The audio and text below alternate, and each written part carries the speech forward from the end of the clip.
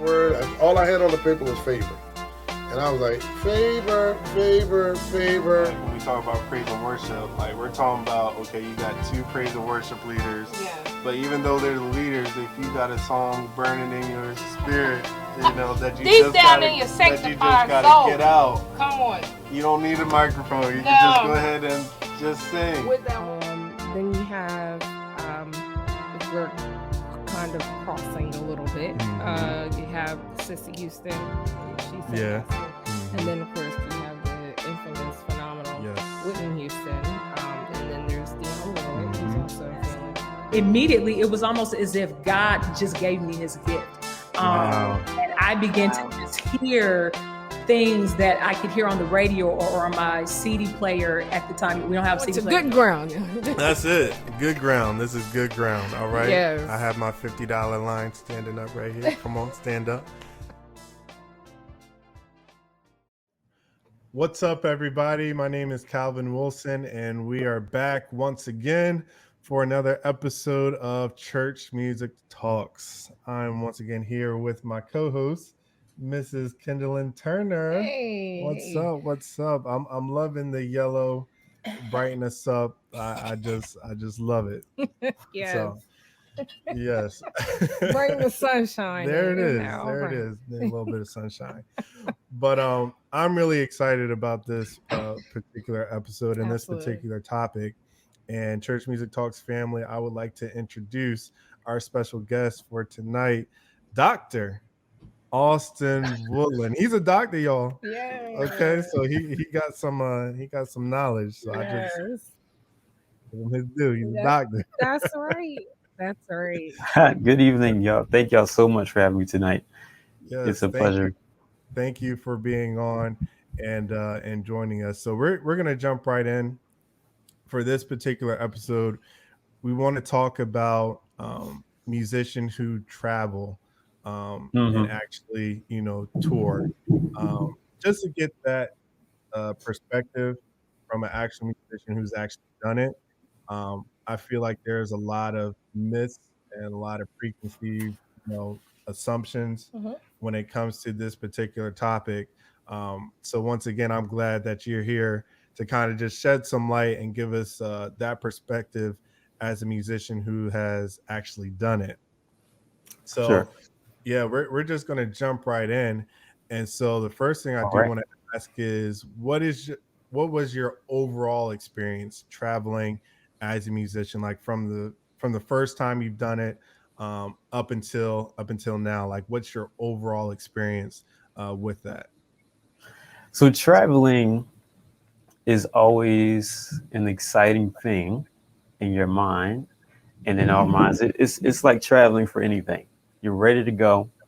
You know what, or at least you know where you're going, hopefully.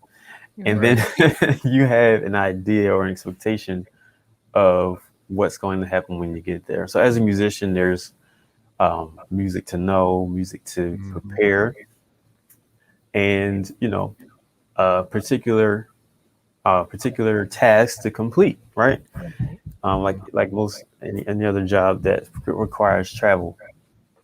It is traveling for work, so you still want to make sure, and a lot of times the struggle happens before we even arrive or before the job even starts for us musicians, because a lot of us are working on being on time, dressed properly. I'm just saying, I'm throwing this out there. No, you're good. Knowing what you're supposed to know, having prepared, all of that beforehand. But when you actually go, it's a good experience depending on who you work with. That question is very hard to kind of pin down because it's all about who you're working with, who you're traveling for, and who are you actually playing with. And in ministry, I would say ministering with the other musicians, the singers, and all the time it is not all cake and ice cream, because you might have to pay for your flight. You might have to pay and then get reimbursed. You might have to do some things that you didn't expect. Growing up, learning, for me, I started really young and you see people traveling, you probably think they have a whole lot of money and stuff like that, getting paid like this and this. You make assumptions, and I can tell you most of them probably aren't true. Now there are benefits. It's a good experience, but there's always there's always work to be put in either way. So just kind of to answer that in a general way, I think it's a great experience because you do get to see different parts of the world, whether it's for work or leisure, and meet other people who you may not have met doing what you do somewhere else. It's always a blessing when God allows you to go somewhere and do what He's giving you to do and operate in your gift somewhere that's not home. But it does come with some challenges. Yes. I just want to, I know we kind of jumped right into asking you about your experience with traveling, but let's talk a little bit about, so Calvin mentioned that you are a musician and Yes, as Dr. Austin Woodlin. Yes, the doctor. But I just want to give a little more about what your musical background is, because I do know you don't just play keys and organ. Is that correct? that is true. Okay. So, and mighty God, He is anointed on these keys. Yes. Listen here. He's a problem. Oh man. Praise And God. yeah, listen, it's a blessing for those who are singers. Because you make a singer want to sing. But let's hear a little more about what your musical background is, if you wouldn't mind expounding on that. That just reminded me of something that happened in middle school. I had the opportunity to work with Miss Patty LaBelle, and she said that I was like, I was totally floored. But anyway, I've been playing for a long time because, I mean, basically from school, like I mentioned, throughout my entire life. I grew up in church in Philadelphia, PA, the best city in the world. Shout out to PA, Philly.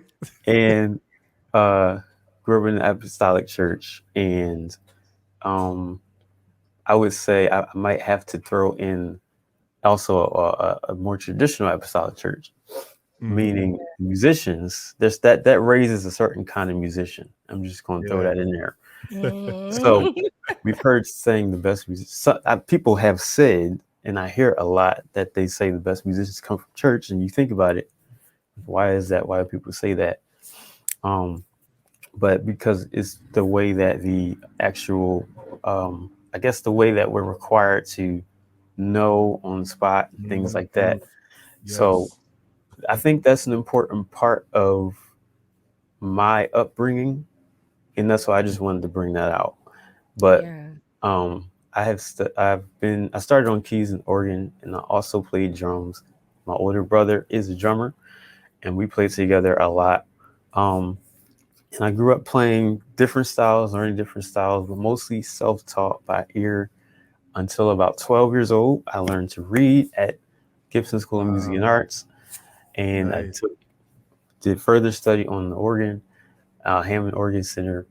At the Hammond Organ Center, I've played bass guitar in jazz bands since that same age, I think, because at the school we actually formed a band with some 3 other teenagers. Yeah, and we went around playing jazz. Nice. So I got my kind of feet wet really good in jazz, but I was on bass, electric bass, and went further to through high school and everything to University of Penn. I have a bachelor's arts in music theory and composition from the University of Pennsylvania, and most recently received an honorary doctorate from the Woodlin Baptist Theological Seminary just last year in the fine arts degree. So God is good. I've had the opportunity to travel and play. I'm the music director for Enon Tabernacle Baptist Church in Philadelphia. I've actually been there since I was 18. Not doing what I do now, but I've been playing there since I was 18. So that's been over 15 years. Yeah. And I'm minister of music at Pentecostal Bridegroom Temple in Germantown. And those are two different things, music director and minister of music. That's And That's good. our organization for Bridegroom is Pentecostal Assemblies of the World. And I'm state minister of music as well, and have served in the international music department for the past 4 years. And so we have our international conventions up until the new presider had been elected. I've had the opportunity to play behind artists such as Richard Smallwood, Shirley Caesar, Sean Mitchell, Judith McAllister, and just Donnie McClurkin and some others. Just doing what we do in the city and also on the road. Wow. Yeah. Yeah, it's just the two of us, but all y'all listening, please give a round of applause because he just went down the whole. I mean, the rich whole resume. list. Really. I'm pretty sure I didn't say everything, but I'm trying to. I'm sure you did say make sure. Listen, I'm sure there's the more. only time you'll hear me say anything really is when you ask. Yeah. Wow, that's I mean, I'm just even more appreciative that you're here because that's really amazing. You go ahead. You was about to ask something. Yeah. So you mentioned when you were giving your background that there was a difference between minister of music and director, right? Absolutely. All right. If you wouldn't mind just giving a little bit of that. Of course. Because I know why you said that, because there is a misconception that those two things are either the same or they share the same duties. But if you would just give us a little bit of why that's what those two duties are, what that requires, what that consists of. Sure, absolutely. It's a misconception because you realize it when people might refer to the musician as the minister of music or the organist. It's our minister of music, or the minister of music was late, and it's like he was just playing the organ, and it's like we're ministering. I know that we are ministering through music, but minister of music is the actual position, and it is not part of the misconception is because of the, I want to say, revolution of church. How we do church, how it has become more organized. We know how music has been. If you study gospel music in church history, it was, and some of us can remember and hear and have heard testimonies. Mother just starts singing, everybody sing along. There was no praise team. There was not an organized music ministry all the time. That's right. But it became necessary in this day and time. With the organization came positions. All right. So now we have to update. And when you have so much going on and everybody wants 5 choirs and a praise team and a children's and not only do they want it, but they want it to sound good. Yeah. And why? And music is one of those things that you cannot, like we do for sound, AV, or ushering. I mean, not that it should be that way, but it happens in these ministries where you throw Deacon John over there and ask Sister Pam to do that. And music is not one of those things anyone can get up and do. Right. So it's important to kind of have skilled people in position. Even in the Old Testament, they appointed the Levites, not that just were willing. Didn't say that. If you go through the appointment and go through First Chronicles, it says they were skilled. The leader was skilled, and he was appointed because Shemaiah, it says, was appointed because he was skillful. That says a lot by itself. And so you want to have certain people that know how to do it. I think that we miss that. And so a lot of times it's misunderstood. Why do we need a minister of music? But I hope to shed some light on that. Now, music director, and I'm going to wrap all of it up, but that's a position that is not religious. It is not a sacred position. Wow. Michael Jackson had a music director. John Legend has a music director. Right. Okay.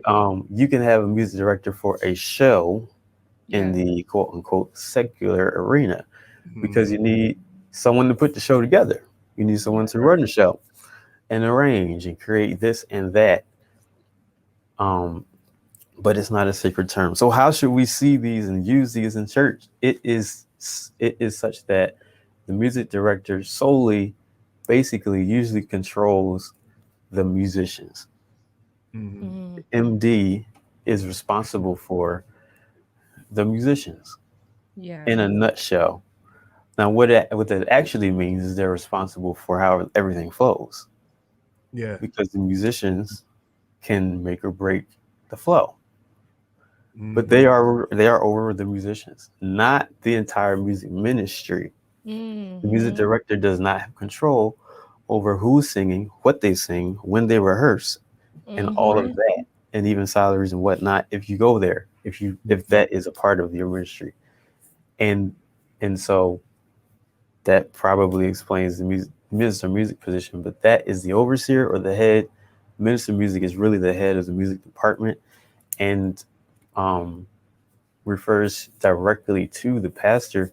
I believe the minister of music should have the vision of the pastor in mind. They're basically the pastor for the music. They're there so that the pastor doesn't have to do it. Yeah. Because if the pastor had to do all of that, prepare the music and get people ready and make sure the music is good, how is he going to preach? Yeah. So we have to have somebody else that can relieve the pastor of the music that they can trust, that can make sure it is a good and excellent and powerful, effective music ministry every week. And that takes some work. And that is the minister of music. I helped somebody. Yeah. You definitely did. You definitely did. Teach us today. Yeah. Yes. That's good. Yeah, that's really good. So before we came on, we did actually talk a little bit, and we were talking about like traveling and touring, and you actually brought up that there is a difference between the two. So I'll just be honest, like for me, when I thought of this topic and this question, like I did combine traveling and touring kind of just like together. But again, if you could just shed some light and let us know what the actual difference between those two are.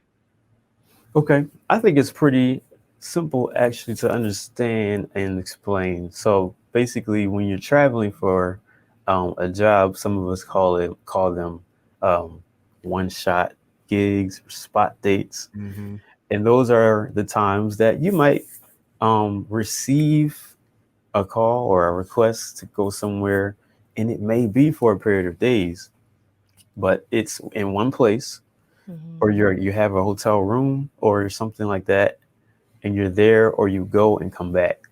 You go do your job. It may be usually a travel date will be in one location, and then you will return, or even if it's there are times you might have a couple locations, but no more than maybe two. If you want to, some artists do a main show, like this is why we're here, and then a just because we're here before we go kind of thing, and then leave. So that wouldn't be considered a tour just because you went to two places. But that's more like that's more like a travel date. We're just traveling here and back. A tour, I think, is more of an organized itinerary that spans for days or weeks. When when we leave, we're going to do this city and this same set in these cities, this city and this city and this city, and do the same thing each time, because a tour is oftentimes promotional, or usually promotional, unless there is some kind of backing behind just doing a tour for to have events to create motion or momentum for the artist. So that can be the reasons, but the method is to do the same thing usually each time, and you have a planned itinerary with every event that you're doing that can span sometimes for months, weeks, or as little as a few days. But just going from one place to the next place that aren't necessarily close. Just meeting the demands of the cities and or your record label, whoever schedules them, and going to each place, to do that said set again. Usually a long set. You don't tour, do 5 minutes. Right. So you would have a good show to do at each place. Yeah. I think that's the difference.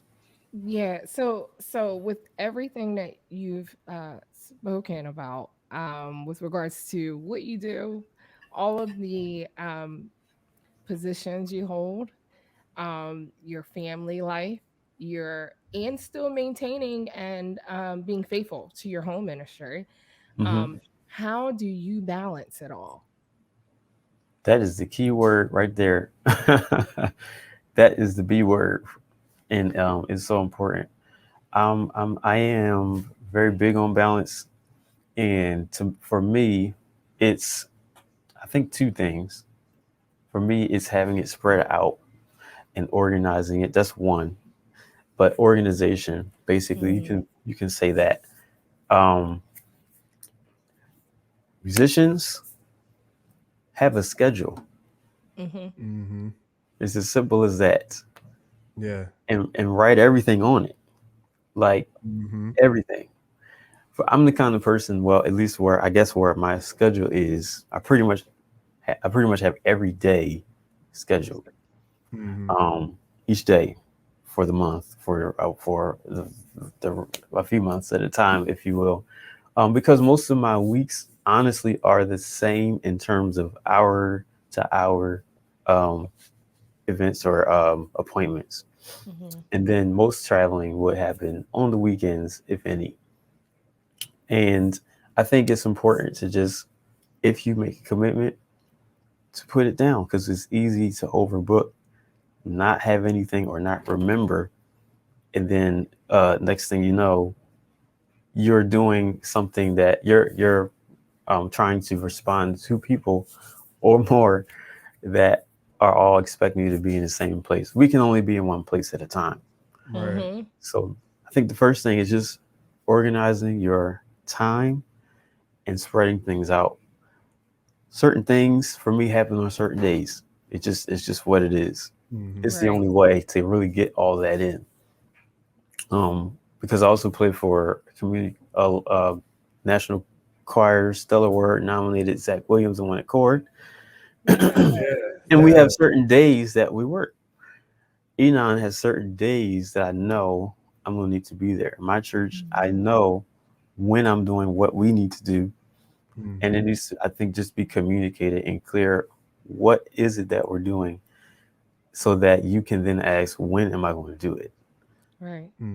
So set the expectations early. If you're doing ministry or music anywhere, what is it that's needed? Number one, and that's between you and the people. And what do you need to do, right? That's between you and the people. And then I then go back and say, well, when do I do these things? When? It's an important question. So I think that's that's number one thing that helps me to do that. And then just, of course, we have priorities that we set. And so I believe it's God, family, church, everything else. Yes. In a nutshell. And so I am married 7 years as of this August. I have two beautiful children. story. Thank you. I have a 6-year-old and a 3-year-old, and they keep us busy, Oh, very beautiful. busy. And Yes. so the pandemic has helped me to be home Mhm. more.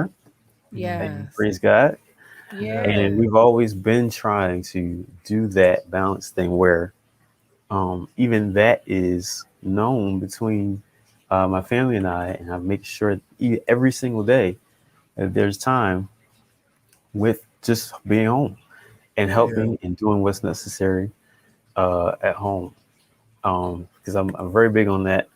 And just the past year, my weekends totally opened up. So that helped for me tremendously, me and my wife tremendously. Mhm. So it's definitely a moving target. It's not like, okay, you can set it and it will stay there. It's not like that Mhm. at all. Right. It's something you may set, and then, for example, my kids just started going. Well, my son just started school for the first time in September. He's in preschool, and Oh. so that's an adjustment. So each adjustment throws the scale off, and it's like, okay, what do we need to do now? It's Mhm. always a moving target. It's something that needs to be changed, fixed, or adjusted in how we operate, how I manage, when I do what I need to do. And there are a lot of late nights. There Yeah. are Right. a lot of late nights, and I'm okay with it.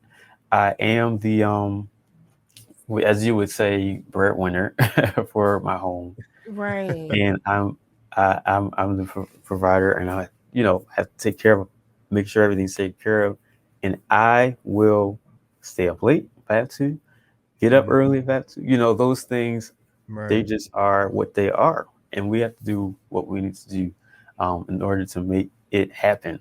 And so that's just where I'm at. This is where I'm at. I love my family, Yes. and I love what I do and what God has given me to do. And if anything is the last point, if anything is uh, you know, undoable, for lack of a better word, yes, we got to pull the 2-letter word out. Right? We must say no Yeah. if we can't do it. Yeah. Yes. We must say no if we can't do it. Much easier said than done, Right. right? Right. Right. Um, because when you love what you do, you got to fight with it, Mhm. but eventually it comes out. Yeah. Yeah. It comes out. No, comes out. Get it Yes. out. I encourage you to get it out because it's Right. going to Right. save your life. But Yeah. no, it's Yeah. okay. It will come back. I feel like whatever God has for you, if it's something you think you need to do and something God's calling you to do, I believe He brings it back. If you Yeah. can't do it at that time, it's not for right now. And I learned that as growing up, as my father helped me with my scheduling as I started. When I started playing, everything went through him. It was, like I said, like maybe 12 and older. I started doing different things. I was playing for a college group. I told you about the jazz band and different stuff. I was playing at a church there as well. And so stuff would come up, and I had to say, ask my dad. Yeah. Yeah. Yeah. That's my dad. I don't, it's not, and I would see how he would manage things. Um, and there's one experience that taught me to say no. I got something from, I think it's Monique Walker, um, at some event, and I had to be at church that same day, and it was kind of a big thing, Mhm. and I really wanted to go. I mean, I said, this is Monique, because Hezekiah Walker is like was like my favorite choir. Yeah. Yes. And Yeah. I grew up playing to his song. I knew every song. I knew, I just knew everything because I loved his music. Basically taught me how to play. And Monique Walker, I could play for Monique Walker. He said no. He turned it down. I Oh. said, what? How would you do that? So, but it made sense later, as it usually does. And that's how God uses our parents to teach us things. Mhm. So Yeah. I do thank God for a good upbringing, for good parents. Both my parents are in my life still today and very Yeah. Yeah. supportive. And so I must shout them out. And Yeah. Yeah. I just thank God for that. saying no is very important to having balance as well. So if I could just say those three things, it would be those things: organization, having priorities, and saying no. Yeah. That's good. Mm-hmm. It's real good. I mean, he's dropping good knowledge. some real Yeah. good stuff, Yeah. and this is really just awesome. One last thing, if you had to give any I advice, was gonna. um, we Good. on the same page. Yes, we Glory to are. God. Yeah, if you had to give any advice to aspiring musicians who want to travel, who want to tour, um, who may not understand how to balance everything just as of yet, what advice would you give to that musician? Wow. Now, this may sound like cliche, but I'm going to elaborate. But seriously, musicians, putting God first is the Mhm. best thing you can do. It's Yeah. the best thing you can do. God gave us the gift. He gave us what you have. And it's on us, me and you, to get the skills to go with it. Yeah. Because you weren't born playing, as people like to joke. Yeah. Right. Right. You weren't born with the instrument or with the ability to know how to make music on it, but you That's were right. born with something in your mind that helps you to understand this thing we call music. It helps you to match pitch when necessary. It helps you to keep time without even thinking about it. It helps Yeah. you to know how to harmonize when someone else struggles with the same thing. That's your gift. But if Yeah. you don't work on it, you won't have skill. Yeah. Mm-hmm. Get the skill, do the work at home in order to get the calls. Yeah. Because a lot of people want work and have not done homework. Mm-hmm. And it's hard as a music director, I now, because I was in that position, just playing those Hezekiah Walker records and wishing, hoping, maybe dreaming one day to be on a CD like that. Yeah. And God has blessed me to be now making them. Yeah. And I can't even. Yeah. It's such a crazy experience. And because I do production as well, um, under my company AMW Music, and that's most of what I've been doing now since traveling kind of paused. Mm-hmm. But having preparation is so important to the young musicians, to being ready for the call. You don't know when it's coming, and Yeah. if you're going to go somewhere and play, even if you're just playing or not expecting to play, you might end up playing. If you're Mm-hmm. expecting to play something that if you're expecting to play somewhere for a specific reason, but you know another thing's happening, or for a specific person that's doing this thing, these amount of songs, but you know they have other songs. Preparation says, let me get ready just in case that other thing happens. That's Right. Let me good. learn this too. Let me make sure I Mm-hmm. can play that in any key, because I don't know where they're going to go. Yes. Yeah. If we're not prepared, we really can't be ready for the road. Mm-hmm. I'm being honest. As a music director now, what I was getting to that I couldn't say before is you find a lot of people who want to do it, but I know I cannot call you Yeah. because I know what it takes, what that they will need, what kind of musicians they will need for this Yeah. job. Wow. It's very hard, and it's a hard pill to swallow. But Mm-hmm. do your homework at home. I encourage you to do your homework at home and let God give you the opportunities. He, again, gave you the gift. He will put you in the right place at the right time to use it, as Yeah. long as you've done your homework. Mm-hmm. because I'm a living witness. A lot of the things that I just said, I didn't ask for. That I'm doing, I didn't ask for. Mm. I like doing it. My parents pushed it, and I pretty much just I went hard on that thing, um, and somehow God blessed it. Yeah. I did not. I did not foresee, me being and doing all I'm doing now, being in this place, and Yeah. I haven't arrived. I don't think, and it's just way. It's always something else to learn. It's always somewhere to Yeah. do. It's always someone else that can do what you do. Mm-hmm. Mm-hmm. But having just kind of been led by each step without having a real um, plan of my own. There's thoughts, there's desires, but nothing for sure. I was going to do an engineering. I was going to do something else. I didn't know. I Yeah. didn't know this was going to happen. Yeah. So that's why I said put God first, because He'll lead you to Yeah. where you need to go. Mm-hmm. But musicians, you got to be prepared when He takes you there. That's all I'm gonna say. Yeah. That's good. This is Be this has prepared. been really, really good. Mm-hmm. Um, I mean, like I'm still processing and trying to make sure I got down everything that he said, because you really blessed us Mm-hmm. on this episode. So once again, To we God be the definitely glory.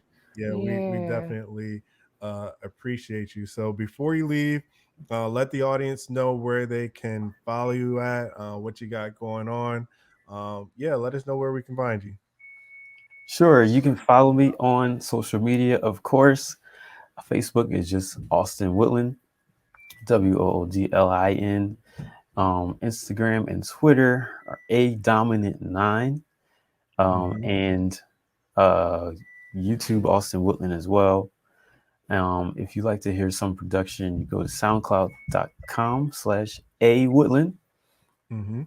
And usually I would just post upcoming events and things like that on my social media. So you can definitely follow any activity there, as well as some of my students at Every Key Lessons. I founded this music program. We're now virtual mostly, Okay. Yes. but I do have an in-person location that I use, and I have a Yeah. few other partners. Teachers help me to teach as well, piano, Nice. and I do organ bass as well, and we have vocal and woodwind and brass. And Okay. so we're trying to give back. We're trying to pour back, help Yeah. other Yes. musicians to learn, or just anybody that wants to play. Um, that website is everykeystudents.com. Put www.everykeystudents.com. You follow me there. Yeah. Find me there as well. That is Beautiful. awesome. That Yeah. is awesome. So y'all done heard him. He got many ways, for Yes. y'all to catch him, man. Um, you could definitely gain some valuable knowledge and experience. Just even within this short time here, Mhm. we were able to gain a whole lot from you. Once again, Doctor, I really Yes. do. On behalf of me and my co-hosts, we really do appreciate you for coming on the My episode. pleasure. Uh, yeah, and Church Music Talks fam, again, I told y'all we have some amazing guests Amazing. that are coming on this season. So again, you guys want to keep tuning in. Again, you can follow us on Apple Podcasts, Spotify, YouTube. If you haven't subscribed to the YouTube page already, go ahead and do it. Yep. I don't know what you're waiting on, but just go ahead and do it. All right. Because if not, you're going to miss out on stuff like this, and you Yes. do not want to miss it at all. Rich. Rich. Follow us on our social media, Facebook, Church Music Talks page, our Instagram page as well. And yeah, we're gonna keep this thing going. So once again, thank Awesome. you, Dr. Woodland, for being on Thank on you. behalf of me and my co-host. That has been another episode of Church Music Talks, and we will see y'all next time. Deuces.